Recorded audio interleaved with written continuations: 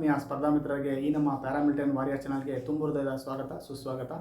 ಸ್ನೇಹಿತರೆ, ನಾವು ಈಗ ಕಳೆದ ಕ್ಲಾಸ್ನಲ್ಲಿ ಒಂದು ಕ್ಲೋಸ್ ಟೆಸ್ಟ್ ಆಗಿರ್ಬೋದು, ನಮ್ಮದು ಗ್ರಾಮರ್ ಒಂದು ಮೀಡಿಯಮ್ ಆಗಿ ಕಂಪ್ಲೀಟ್ ಹಾಕ್ಕೊಂತ ಬರ್ತಾ ಇದೆ. ಸೊ ನಾವೀಗ ವೊಕ್ಯಾಬ್ಯುಲರಿ ಸ್ಟಾರ್ಟ್ ಮಾಡೋಣ, ನಮ್ಮದು ಶಬ್ದ ಭಂಡಾರನ ಇಂಪ್ರೂವ್ ಮಾಡ್ಕೊತ ಹೋಗೋಣ. ಸ್ನೇಹಿತರೆ, ಬಹುತೇಕ ಯಾವುದೇ ಒಂದು ಕಾಂಪಿಟೇಟಿವ್ ಎಕ್ಸಾಮ್ನಲ್ಲಿ ನಾವು ತೊಗೊಂಡ್ರೂನಪ್ಪ ಅಂತಂದ್ರೆ ಯಾವುದೇ ಒಂದು ಎಕ್ಸಾಮಿನ ವೊಕ್ಯಾಬ್ಯುಲರಿ ಜಾಸ್ತಿ ಕೇಳ್ತಿರ್ತಾನ. ಈ ಶಬ್ದ ಭಂಡಾರದ ಮಹತ್ವ ಭಾಳ ಇದೆ. ಸೊ ಇದು ಸಾಗರ ಇದ್ದಂಗೆ ಸ್ನೇಹಿತರೆ, ಇದರಲ್ಲಿ ನಾವು ಎಂಡ್ ಅನ್ನೋದು ಇರೋಂಗಿಲ್ಲ, ಎಷ್ಟು ಓದಿದ್ರೂ ಕಮ್ಮಿನೇ ಇರ್ತೈತಿ. ಆದರೆ ನಾವು ಕೆಲವೊಂದು ಎಕ್ಸಾಮ್ಗಳಿಗೆ ನಾವು ಲಿಮಿಟೆಡ್ ಆಗಿ ಒಂದು ಸೋರ್ಸನ್ನು ಇಟ್ಕೋಬೋದು. ಸೊ SSCಯಲ್ಲಿ ಮಾತಾಡ್ತೀವಪ್ಪ ಅಂತಂದ್ರೆ ಅವರು ಪ್ರೀವಿಯಸ್ ಇಯರ್ ಕ್ವಶನ್ಸ್ನ ಜಾಸ್ತಿ ಕೇಳ್ತಿರ್ತಾರೆ. ಸೊ ನಾವು ಪ್ರೀವಿಯಸ್ ಇಯರ್ ಕ್ವಶನ್ ಪೇಪರ್ನ ಅನಲೈಸಿಸ್ ಮಾಡಿ ಮತ್ತು ಯಾವ್ದು ಜಾಸ್ತಿ ಕೇಳ್ಯಾರ ನಾವು ಅದ್ರ ಮೇಲೆ ಫೋಕಸ್ ಮಾಡಿಬಿಟ್ರೆ ನಮ್ಗೆ ಸ್ವಲ್ಪ ಗ್ರಿಪ್ ಸಿಗುತ್ತಾ. ಸೊ ಶಬ್ದ ಭಂಡಾರ ಹೇಳಿದಾಗೆ ಒಂದು ಮುಗಿಯಲಾಗದ ಕಥೆ ಇದ್ದಂಗೆ. ಸೊ ನಾವಲ್ಲಿ 4 ಭಾಗಗಳಾಗಿ ಐದು ಭಾಗಗಳಾಗಿ ವಿಂಗಡಣೆ ಮಾಡಿದ್ವಿ. Synonyms, antonyms, spelling error, idiom phrases, one word substitution ಅಂತೇಳಿ 5 ಭಾಗಗಳು ಮಾಡಿವಿ. ಸೊ ಇವತ್ತಿನ ಕ್ಲಾಸಲ್ಲಿ ನಾವು ಅದರಲ್ಲಿ 5 ಭಾಗಗಳಲ್ಲಿ ಒಂದಾದಂತಹ ಒಂದು ಸಿನೋನಿಮ್ಸ್, ಒಂದು ಸಮಾನಾರ್ಥಕ ಪದಗಳನ್ನು ಇವತ್ತು ನೋಡ್ಕೊತ ಹೋಗೋದು. ಸ್ನೇಹಿತರೆ, SSC GDಯಲ್ಲಿ ಬಹುತೇಕವಾಗಿ 1 ರಿಂದ 2 ಕ್ವಶನ್ ಕೇಳ್ತಿರ್ತಾರೆ. ಸೊ ಸ್ನೇಹಿತರೆ, ನೀವು ಸಿಂಪಲ್ ಆಗಿ ಮಾಡಬೇಕಾದ ಕೆಲಸ ಏನಪ್ಪ ಅಂತಂದ್ರೆ, ನೀವು ಸಿನೋನಿಮ್ಸ್ ಓದಿದ್ರಪ್ಪ ಅಂತಂದ್ರೆ ಆಂಟೋನಿಮ್ಸ್ ಓದೋ ಅವಶ್ಯಕತೆ ಇರಂಗಿಲ್ಲ. ಯಾಕಪ್ಪ ಅಂತಂದ್ರೆ ನೀವು ಸಿನೋನಿಮ್ಸ್ ಒಳಗೆ ಅದ್ರ ಅರ್ಥ ಗೊತ್ತಾಗ್ಬಿಟ್ಟಿರ್ತೈತಿ. ಸೊ ನೀವು ಅಲ್ಲಿ ಅಪೋಸಿಟ್ ಕೇಳಿದಂದ್ರೆ ಇದ್ರ ವಿರುದ್ಧಾರ್ಥಕ ಅಂದರೆ ನಿಮ್ದು ಇನ್ನೊಂದ್ಸತಿ ಓದೋ ಅವಶ್ಯಕತೆ ಇರಂಗಿಲ್ಲ. ನೀವು ಸಿನೋನಿಮ್ಸ್ ಆಗಲಿ ಆಂಟೋನಿಮ್ಸ್ ಆಗಲಿ ಎರಡರಲ್ಲಿ ಒಂದನ್ನು ಸರಿಯಾಗಿ ಪರ್ಫೆಕ್ಟ್ ಆದ್ರೆ ಸಾಕು ಸ್ನೇಹಿತರೆ. ಎರಡರಲ್ಲಿ ನೀವು ಒಂದನ್ನು ಚೆನ್ನಾಗಿ ಅಧ್ಯಯನ ಮಾಡಿದ್ರೆ ಸಾಕು, ನಿಮ್ಮದು ಕ್ಲಿಯರ್ ಆಗಿಬಿಡ್ತೈತಿ ಕಾನ್ಸೆಪ್ಟ್. ಯಾಕಪ್ಪ ಅಂತಂದ್ರೆ ನಿಮ್ಗೆ ಸಿನೋನಿಮ್ಸ್ ಗೊತ್ತಿದ್ರೆ ಆಂಟೋನಿಮ್ಸ್ ತಾನಾಗಲೇ ಪರ್ಫೆಕ್ಟ್ ಆಗಿಬಿಟ್ಟಿರ್ತೈತಿ. ಸೊ ಆದ ಕಾರಣ ನೀವು ಒಂದು ಸಿನೋನಿಮ್ಸರ ಒಂದು ಆಂಟೋನಿಮ್ಸರ ಪರ್ಫೆಕ್ಟ್ ಆಗಿದ್ರೆ ಸಾಕು ಸ್ನೇಹಿತರೆ. SSC GDಯಲ್ಲಿ 2 ಮಾರ್ಕ್ಸ್ ಫಿಕ್ಸ್ ಇದೆ, 2 ಕ್ವಶನ್ ಅಂದರೆ 4 ಮಾರ್ಕ್ಸ್ ಬರ್ತದೆ ಸ್ನೇಹಿತರೆ. ಸೊ ನಾವಿಲ್ಲಿ ಒಂದು 200 ಸೀರೀಸ್ ಮಾಡ್ಕೊಂಡು ಹೋಗೋಣ. ಅಂದರೆ ಮೋಸ್ಟ್ ರಿಪೀಟೆಡ್ ಆಗಿದ್ದು SSC GD, MTS, CGL, CHHL, CPO, Delhi police ಮತ್ತು ಮುಂತಾದ ಎಕ್ಸಾಮ್ಗಳಲ್ಲಿ ಬಂದಂತಹ ಒಂದು ಪ್ರೀವಿಯಸ್ ಇಯರ್ ಕ್ವಶನ್ ಪೇಪರಲ್ಲಿ ಅವು ಏನು ರಿಪೀಟೆಡ್ ಆಗಿದ್ದು ಕ್ವಶನ್ಗಳನ್ನು ನಾವು ಇವತ್ತು ನೋಡ್ಕೊತ ಹೋಗೋಣ. ಅಂದರೆ ಪ್ರೀವಿಯಸ್ ಇಯರ್ ಎಲ್ಲವೂ ಕಲಿತಪ್ಪ ಅಂತಂದ್ರೆ ನಮ್ಗೆ ಆ ಎಕ್ಸಾಮ್ನಲ್ಲಿ ಇಲ್ಲಿ ಆಗ್ತಾರ, ಇಲ್ಲಿದ್ದು ಅಲ್ಲಿ ಆಗ್ತಾರ. ಸೊ ನಾವು previous year question paper analysis ಮಾಡಿದ್ದು ಸಿನೋನಿಮ್ಸ್ಗಳನ್ನ ನೋಡ್ಕೊತ ಹೋಗ್ಬಿಡೋಣ. ಇದು ಒಂಥರ ಎಂಡ್ ಇದ್ದಂಗೆ. ಸೊ ನಾವು ಲಿಮಿಟೆಡ್ ಆಗಿ ಒಂದು ಟಾಪ್ 200 ಈ ಥರ ಮಾಡ್ಕೊತ ಹೋಗಿ ಅಂದ್ರೆ ನಮ್ಗೆ ಎಕ್ಸಾಮ್ನಾಗ ಈಸಿಯಾಗಿರ್ಬೇಕು. ಸೊ ಇನ್ನೊಂದು ಮುಖ್ಯವಾದ ಗಮನಿಸಬೇಕಾದ ಅಂಶ ಏನಂದ್ರೆ ಸ್ನೇಹಿತರೆ, ಅವರು ನಮ್ಗೆ ಡೈಲಿ ಲೈಫ್ ಒಳಗೆ ಯೂಸೇಜ್ ಮಾಡುವಂಥ ಶಬ್ದಗಳನ್ನು ಕೇಳ್ತಿರ್ತಾರೆ. ಅಲ್ಲಿ 1-2 ಕ್ವಶನ್ ಬಂದಿರ್ಬೋದು, ಬಟ್ ನಾವು ಕಂಪೇರ್ ಮಾಡಿ ನೋಡಿದೆವಪ್ಪ ಅಂತಂದ್ರೆ ನಮ್ಮದು ಡೇ ಟು ಡೇ ಲೈಫ್ ಒಳಗೆ ಯೂಸ್ ಮಾಡುವಂಥ ಶಬ್ದಗಳನ್ನು ಕೇಳ್ತಿರ್ತಾನೆ. ಸೊ ನಾವು ಆಪ್ಷನನ್ನು ಎಲಿಮಿನೇಟ್ ಮಾಡಿರ್ಬೇಕಲ್ಲೇ, ನಾವು ಸೀದಾ ನಮ್ಗೆ ಗೊತ್ತಾಗಿರ್ತಾವೆ ಪಾಸಿಟಿವ್ ಯಾವುದು ನೆಗೆಟಿವ್ ಯಾವುದು, ಈ ಥರ ನಾವು ಅನಲೈಸಿಸ್ ಮಾಡ್ಬೇಕು ಸ್ನೇಹಿತರೆ. ಸೊ ಬನ್ನಿ ಸ್ನೇಹಿತರೆ, ಇವತ್ತು 1 by 1 ನಾವೀಗ ನೋಡ್ಕೊತ ಹೋಗೋಣ. ಇದು 200 ಸೀರೀಸ್ ಸ್ನೇಹಿತರೆ, ಅಂದರೆ ಸಿನೋನಿಮ್ಸನ್ನು 200 ಕಲ್ಕೊತ ಹೋಗೋಣ. ಅಂದರೆ ನಮಗೊಂದು ಗ್ರಿಪ್ ಸಿಗುತ್ತಾ. ಸೊ ನಾವಲ್ಲಿ ಎಕ್ಸಾಮ್ನಾಗ ಕ್ರ್ಯಾಕ್ ಮಾಡೋಕೆ ಸುಲಭವಾಗುತ್ತಾ ಸ್ನೇಹಿತರೆ. ಇಲ್ಲಿ ಇನ್ನೂ ನಾವು ಗಮನಿಸಬೇಕಾದ ಅಂಶ ಏನಪ್ಪ ಅಂತಂದ್ರೆ, ನೀವು ಸಿನೋನಿಮ್ಸ್ ಓದುವಾಗ ಇಲ್ಲೇ ನೀವು ಸ್ಪೆಲ್ಲಿಂಗ್ಗಳನ್ನು ನೋಡ್ಕೊತ ಇರಿ. ಇಲ್ಲೊಂದು ಸ್ಪೆಲ್ಲಿಂಗ್ ಕಾನ್ಸೆಪ್ಟ್ ಬಿಲ್ಡ್ ಆಗುತ್ತಾ. ಫಾರ್ ಎಕ್ಸಾಂಪಲ್ ಬ್ಯಾಫಲ್ ಅಂತ ಇದೆ ಸ್ನೇಹಿತರೆ, BAFFLE. ಸೊ ನಮ್ಗೆ ಹೇಳಕ್ ಬರಂಗಿಲ್ಲ, ಸ್ಪೆಲ್ಲಿಂಗ್ ಎರರ್ನಲ್ಲಿ ಬಂದರೂ ಬಂತ. ಸೊ ನಾವು ಇಲ್ಲಿ ಸಮಾನಾರ್ಥಕ ಪದಗಳನ್ನು ಕಲಿಯುವಾಗ ಸಹಿತ ನಾವು ಸ್ಪೆಲ್ಲಿಂಗ್ಗಳ ಬಗ್ಗೆ ಗಮನ ಹರಿಸಬೇಕಾಗತ್ತಾ. ಸೊ ನಮ್ಗೆ 2 ಕಾನ್ಸೆಪ್ಟ್ ಬಿಲ್ಡ್ ಆಗುತ್ತಾ.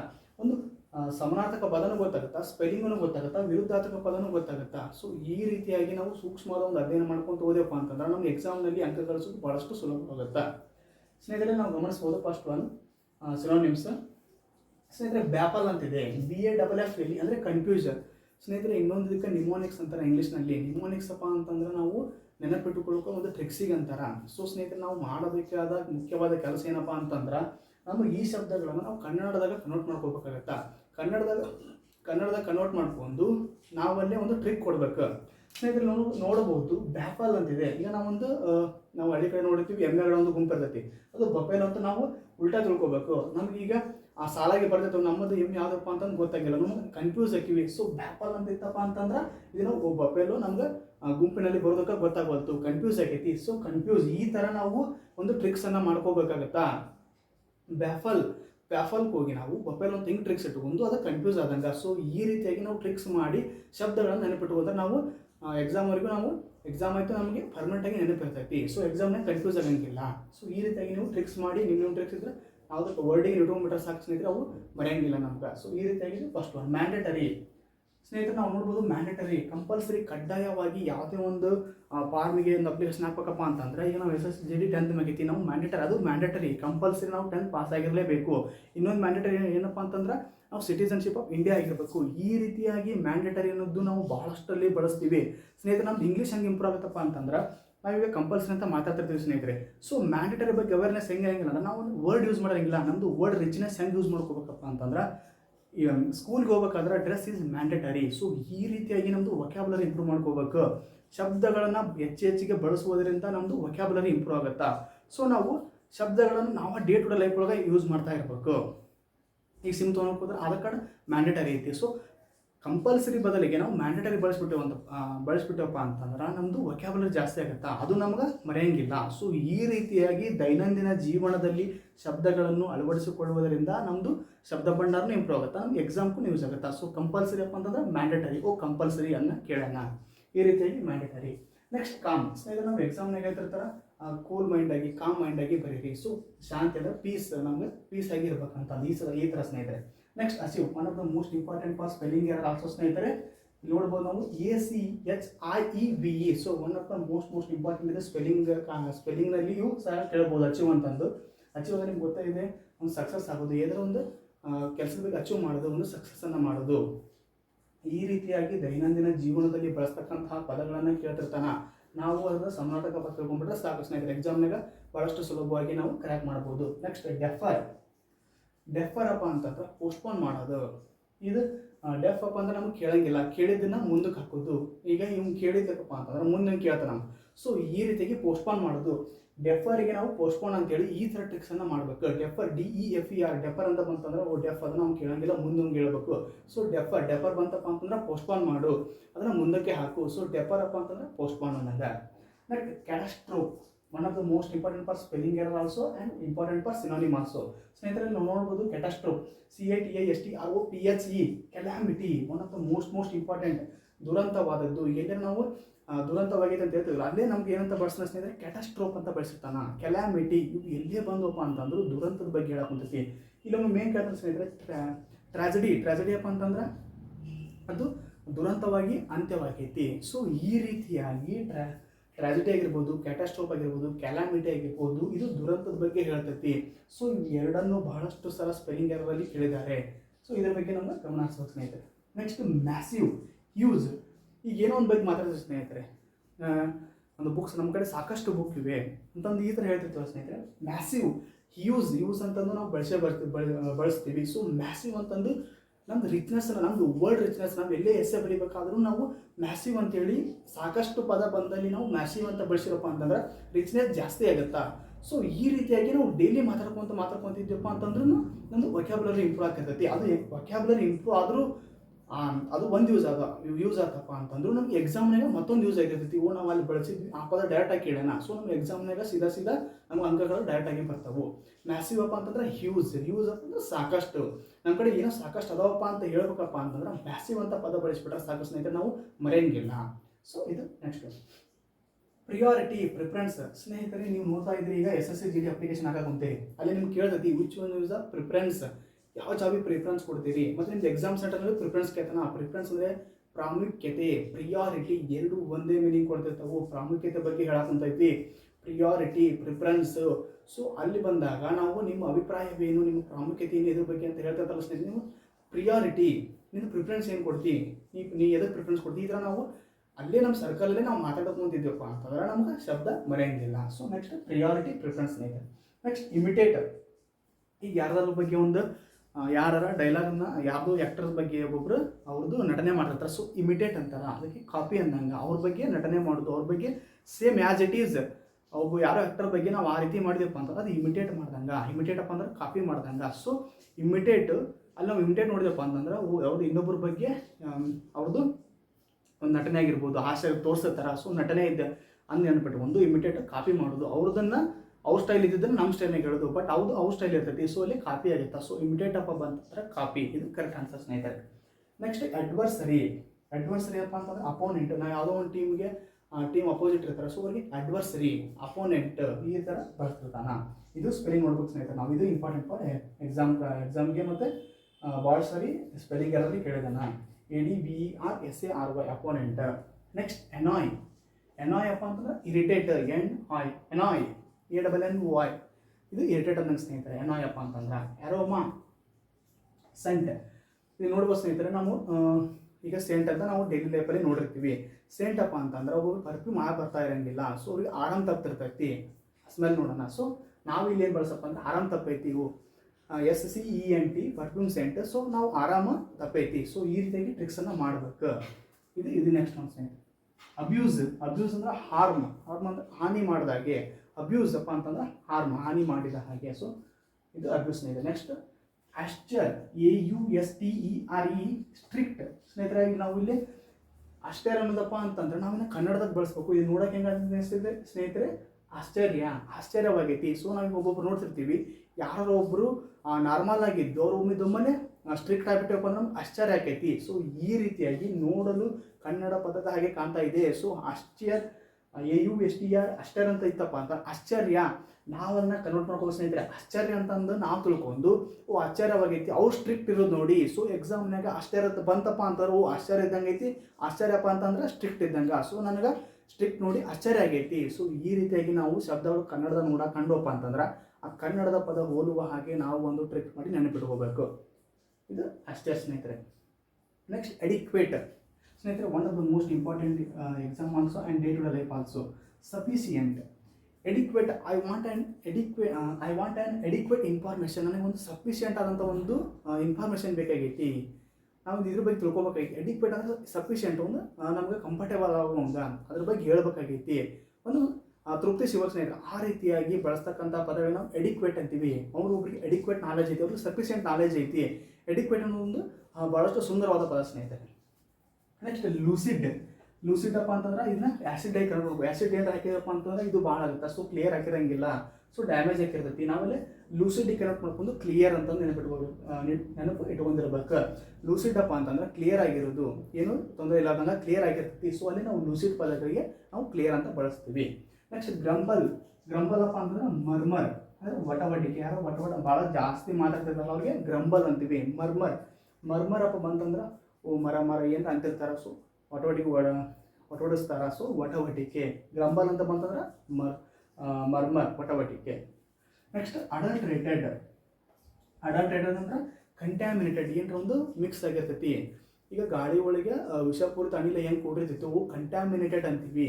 ಸೊ ಮಿಕ್ಸ್ ಆಗಿರ್ತೈತಿ. ಸೊ ಅಲ್ಲಿ ನಾವು ಕಂಟ್ಯಾಮಿನೇಟೆಡ್ ಅಂತೀವಿ. ಅಡಲ್ಟ್ರೇಟೆಡ್ ಅಪ್ಪ ಅಂತಂದ್ರೆ ಮಿಕ್ಸ್ ಆಗಿರೋದಕ್ಕೆ, ಅದ್ರೊಳಗೆ ಸೇರೋದಕ್ಕೆ ಕಂಟ್ಯಾಮಿನೇಟೆಡ್ ಅಂತೀವಿ. ಇದನ್ನು ನಮ್ಮ ರಿಚ್ನೆಸ್ ಹೆಂಗೆ ಯೂಸ್ ಮಾಡ್ಬೇಕಪ್ಪ ಅಂತಂದ್ರೆ, ಎಲ್ಲೋ ಒಂದು ಪದಗಳು ನಾವು ಮಿಕ್ಸ್ ಆಗೈತೆ ಅಂತ ಬಳಸೋದಕ್ಕಿಂತ ಅಡಲ್ಟ್ರೇಟೆಡ್, ಕಂಟ್ಯಾಮಿನೇಟೆಡ್ ಬೈ ಇಟ್ಸ್ ಅಂತಂದು ಡ್ಯಾಶ್ ಅಂತ ಹೇಳ್ಬಿಟ್ರೆ ನಮ್ಮದು ನಾಲೆಜ್ನು ಹೆವಿ ಐತೆ ಅಂತ ಗೊತ್ತಾಗಿದೆ ಎಕ್ಸಾಮಿನರ್ಗೆ. ಸೊ ನಾವು ಎಸ್ಸೆ ಬರೆಯುವಾಗ ಅಡಲ್ಟ್ರೇಟೆಡ್ ಅಥವಾ ಕಂಟ್ಯಾಮಿನೇಟೆಡ್ ಅಂತ ಹೇಳ್ಬಿಟ್ಟಪ್ಪ ಅಂತಂದ್ರೆ ಅದು ವೆರಿ ಮೀನಿಂಗ್ಫುಲ್, ಹೆವಿ ಕೊಡ್ತೈತಿ. ಸೊ ಈ ರೀತಿಯಾದಂಥ ಪದಗಳನ್ನು ನಾವು ಎಸ್ಸೆದಲ್ಲಿ ಆಗಿರ್ಬೋದು, ನಾವು ಮಾತಾಡೋ ಶೈಲಿಯಲ್ಲಿ ಆಗಿರ್ಬೋದು, ಸೊ ಅದು ರಿಚ್ನೆಸ್ ಕೊಡ್ತೈತಿ. ಆ ಥರ ಪದಗಳನ್ನು ಬಳಸೋದ್ರಿಂದ ಕೇಳುವವರಿಗೂ ಸಹ ಅಥವಾ ಎಕ್ಸಾಮಿನರ್ಗೂ ಸಹ ಅವ್ರಿಗೂ ಶಬ್ದಗಳನ್ನು ನೋಡಿ ಹುಮ್ಮಸ್ ಬರ್ತೈತಿ. ಸೊ ಅಡಲ್ಟ್ರೇಟೆಡ್ ಅಂದರೆ ಕಂಟ್ಯಾಮಿನೇಟೆಡ್. ನೆಕ್ಸ್ಟ್ ಬೌಂಟಿಫುಲ್ ಅಪ್ಪ ಅಂತ ಜನರಸ್ ಧಾರಾಳವಾದ ಮನಸ್ಸು ಅಂತ ಯಾರಿಗೈತಿ ಅವ್ರದ್ದು ಬೌಂಟಿಫುಲ್ ಮನಸ್ಸು ಐತಿ. ಸೊ ಬೌಂಟಿಫುಲ್, ಜನರಸ್, ಧಾರಾಳವಾದ. ಸೊ ಈ ರೀತಿಯಾಗಿ ಮೀನಿಂಗ್ ಕೊಡ್ತೈತಿ. Next gallant. ಸ್ನೇಹಿತರೆ, ನಾವು ಮಿಲಿಟ್ರಿಯಲ್ಲಿ ಒಂದು ಅವಾರ್ಡ್ ಕೊಡ್ತಿದ್ದಾರೆ, ಗ್ಯಾಲೆಂಟ್ರಿ ಅವಾರ್ಡ್. ಗ್ಯಾಲೆಂಟ್ರಿ ಅಪ್ಪ ಅಂತಂದ್ರೆ ಧೈರ್ಯಶಾಲಿ ಅವಾರ್ಡು. ಅಶೋಕ್ ಚಕ್ರ, ಪರಮವೀರ್ ಚಕ್ರ, ಈ ಥರ ಚಕ್ರಗಳನ್ನು ಕೊಡ್ತಿರ್ತಾರಲ್ಲ, ಅಲ್ಲೇ ಗ್ಯಾಲೆಂಟ್ರಿ ಅವಾರ್ಡ್ಸ್ ಅಂತಾರ. ಸೊ ಗ್ಯಾಲೆಂಟ್ ಅಪ್ಪ ಅಂತಂದ್ರೆ ಕರೇಜಿಯಸ್. ಅವ್ರ ಎಕ್ಸಾಮ್ನಾಗ ಕರೇಜಿಯಸ್ ಅಂತ ಕೊಟ್ಟು ಕೆಳಗೆ ಗ್ಯಾಲೆಂಟ್ ಕೊಟ್ಟಿರ್ತಾನೆ. ಸೊ ಈ ರೀತಿಯಾಗಿ ಎಕ್ಸಾಮ್ಗಳಲ್ಲಿ 4 ಆಪ್ಷನ್ಗಳ ನಡುವರ್ಕ ನಮ್ಮದು ಆಟ ನಡೀತಿರ್ತೈತಿ. ಬಟ್ ನಮಗೆ ಕಾನ್ಸೆಪ್ಟ್ನಲ್ಲಿ ಗ್ಯಾಲೆಂಟ್ ಅಪ್ಪ ಅಂತಂದ್ರೆ ಧೈರ್ಯಶಾಲಿ ಒಂದು ಕ್ಲಿಯರ್ ಆಗಿರಬೇಕು. ಸೊ ಗ್ಯಾಲೆಂಟ್ರಿ ಅವಾರ್ಡ್ ಎದಕ್ಕೆ ಹೇಳಿರೋದು? ಗ್ಯಾಲೆಂಟ್, ಧೈರ್ಯಶಾಲಿ ಬೇಕಿರ್ತೈತಿ. ಗ್ಯಾಲೆಂಟ್ ಅಪ್ಪ ಅಂತಂದ್ರೆ ನಾವು ಗ್ಯಾಲೆಂಟ್ರಿ ಅವಾರ್ಡ್ ಕೊಡ್ತಿರ್ತಾರೆ. ಸೊ ಧೈರ್ಯಶಾಲಿ ಬಗ್ಗೆ. So courageous. Next incredible. So ಯಾವುದೋ ಒಂದು ಪರ್ಫಾರ್ಮೆನ್ಸ್ ಮಾಡ್ತಾರೆ ನಾವು, ಇಟ್ ಈಸ್ ಇನ್ಕ್ರೆಡಿಬಲ್ ಅಂತ ನಾವೇನಂತೀವಿ. ಸೊ ಇನ್ಕ್ರೆಡಿಬಲ್ ಅಪ್ಪ ಅಂತ ಅನ್ಬಿಲೀವೇಬಲ್ ಅಂತ, ನಂಬಕ್ಕೆ ನಮ್ಮ ಕಡೆ ಸಾಧ್ಯ ಆಗಂಗಿಲ್ಲ. ಅನ್ಬಿಲೀವೇಬಲ್ ಅಂತ ನಾವು ಕೇಳಿರ್ತೀವಿ. ಬಟ್ ಅಲ್ಲೇ ಆ ಪದಗಳ ಬದಲು ಇನ್ನೂ ಸ್ವಲ್ಪ ಇನ್ಕ್ರೆಡಿಬಲ್ ಅಪ್ಪ ಅಂತಂದ್ರೆ ಅದು ಸೇಮ್ ಮೀನಿಂಗ್ ಕೊಡ್ತೈತಿ, ನಂಬಲಾಗದ. ನೆಕ್ಸ್ಟ್ ಐಸೋಲೇಷನ್ ಅಂದರೆ ಸಪ್ರೇಷನ್. ನಾವೀಗ ಕೋವಿಡಲ್ಲಿ ನೋಡಿರ್ಬೋದು, ಅವ್ರು ಐಸೋಲೇಷನ್ ಮಾಡಿ ಹಾಕಿದ್ದೀವಿ. ಬೇರ್ಪಡಿಸಿ ಅಂದರೆ ಸಪ್ರೇಟಾಗಿ ಹಾಕಿದ್ದೀವಿ. ಸೊ ಬೇರ್ಪಡಿಸುವಿಕೆ. ಸೊ ಸಪ್ರೇಷನ್ ಅನ್ನೋದು ನಾರ್ಮಲ್ ಮೀನಿಂಗ್ ಕೊಡ್ತೈತಿ. ಐಸೋಲೇಷನ್ ಅಪ್ಪ ಅಂತಂದ್ರೆ ಒಂದು ಸ್ಟ್ಯಾಂಡರ್ಡ್ ಮೀನಿಂಗ್ ಕೊಡ್ತೈತಿ. ಸೊ ಐಸೋಲೇಷನ್ ನಾವೆಲ್ಲೇ ಬೇರ್ಪಡಿಸ್ಬೇಕು ಬಂತಪ್ಪ ಅಂತಂದ್ರೆ ಸೊ ಐಸೋಲೇಷನ್ ಹಾಕಿದ್ದಾರ, ಐಸೋಲೇಷನ್ ಮಾಡ್ಯಾರ. ಸೊ ಈ ಥರ ಪದಗಳನ್ನು ಬಳಸೋದ್ರಿಂದ ನಮ್ಮದು ರಿಚ್ನೆಸ್ಸು ಕಾಣುತ್ತಾ ವರ್ಡ್ಗಳತ್ತ. So isolation. ನಾವು ಏನು ಮಾಡ್ಕೊಳ್ಳೋ ಸ್ನೇಹಿತರೆ, ಈ ಥರ ಶಬ್ದಗಳನ್ನು ನಾವು ಡೇ ಟು ಡೇ ಲೈಫ್ನ ಬಳಸಬೇಕು. ಅಂದಾಗ ನಮ್ಗೆ ನೆನಪಿನ ಜಾಸ್ತಿ ಹಾಕ್ಕೊಂತ ಹೋಗ್ತೈತಿ, ಎಕ್ಸಾಮ್ನ ನಾವು ಮರೆಯಂಗಿಲ್ಲ. ಇದು ಐಸೋಲೇಷನ್ ಸ್ನೇಹಿತರೆ.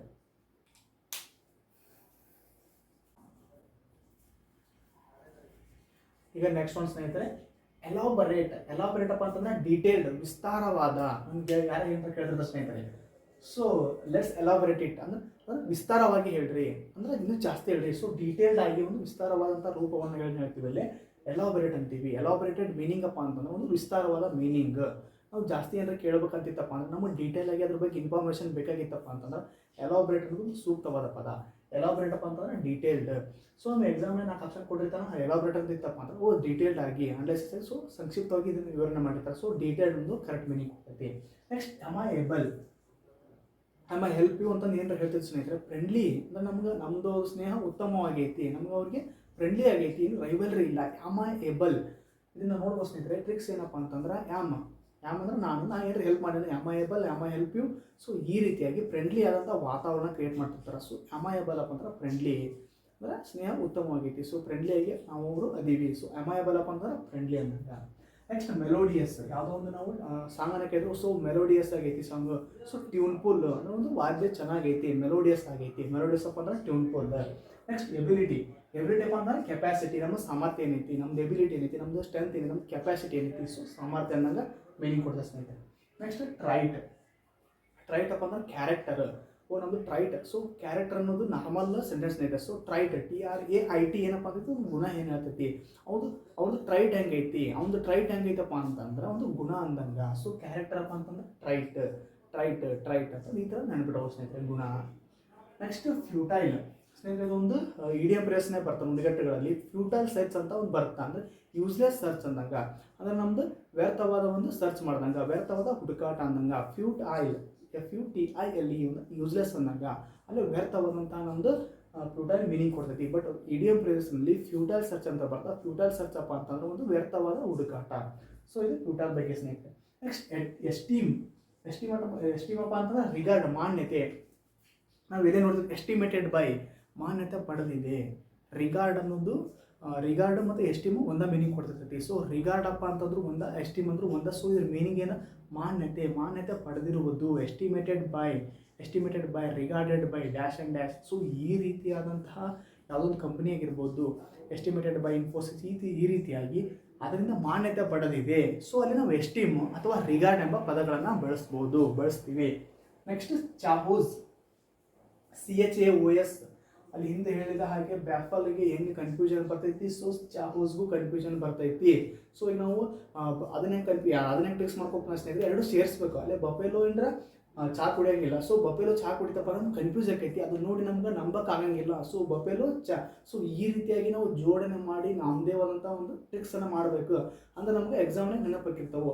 ಬಫೆಲೋ ಚಹಾ ಕುಡಿಯೋಂಗಿಲ್ಲ, ಸೊ ಬಫೆಲೋ ಚಹಾ ಕುಡಿತಪ್ಪ ನಮ್ಗೆ ಕನ್ಫ್ಯೂಷನ್ ಆಗುತ್ತೆ. ಬ್ಯಾಪಲ್ ಚಾಹೋಸಪ್ಪ ಅಂದ್ರೆ ಕನ್ಫ್ಯೂಷನ್. ಈ ರೀತಿಯಾಗಿ ಟ್ರಿಕ್ಸ್ ನೆನಪಿಡ್ಬೋದು ಸ್ನೇಹಿತರೆ.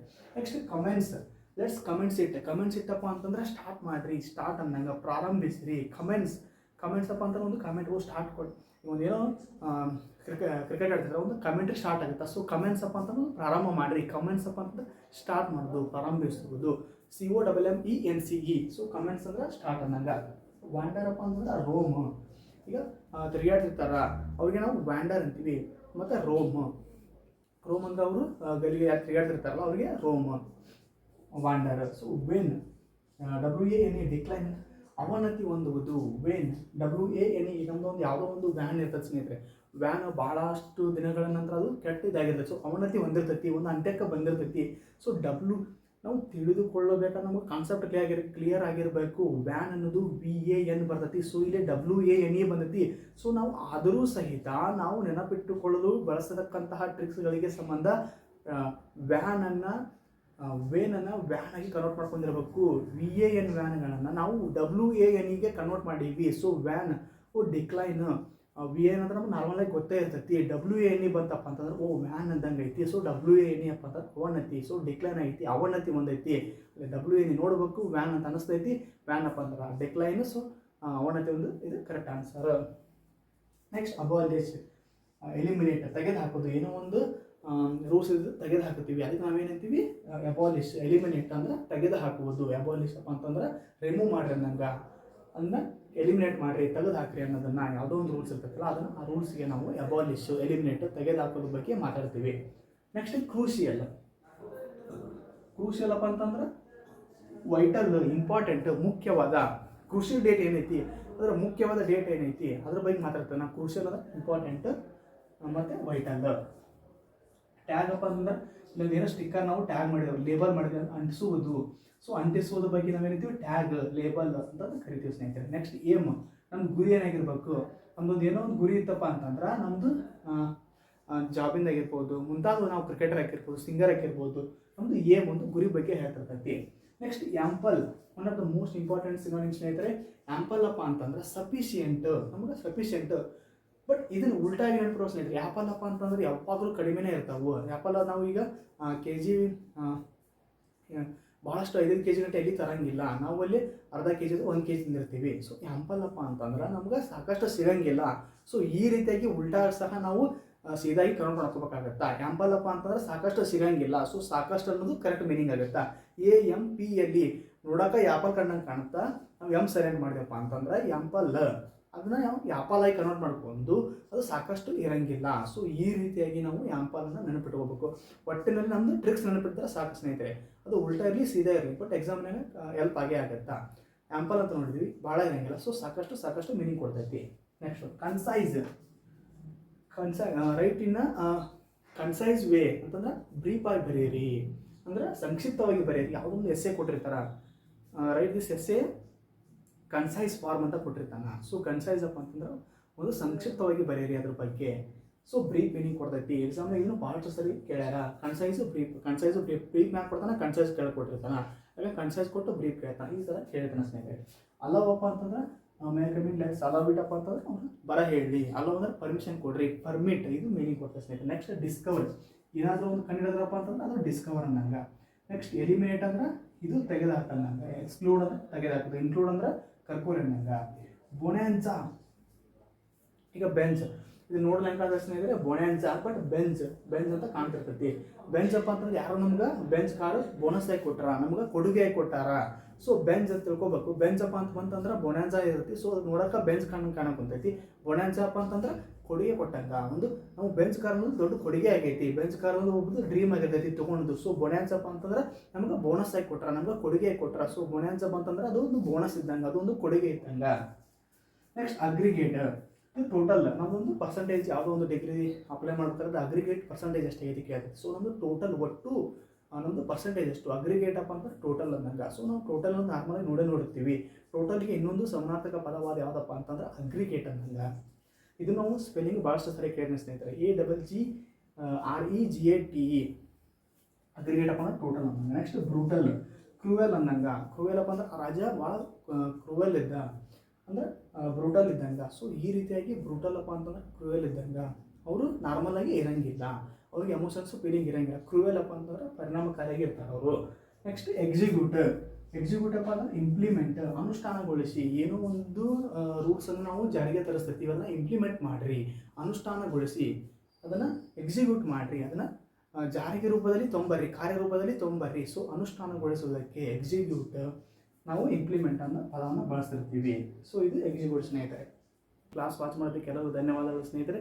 ಇದೇ ರೀತಿಯಾಗಿ ನಿಮ್ಮ ಪ್ರೀತಿ ಪ್ರೋತ್ಸಾಹ ಹೀಗೆ ಸದಾಗಲಿ ಸ್ನೇಹಿತರೆ. ಎಲ್ಲರಿಗೂ ಧನ್ಯವಾದಗಳು ಮತ್ತು ಜೈ ಹಿಂದ್.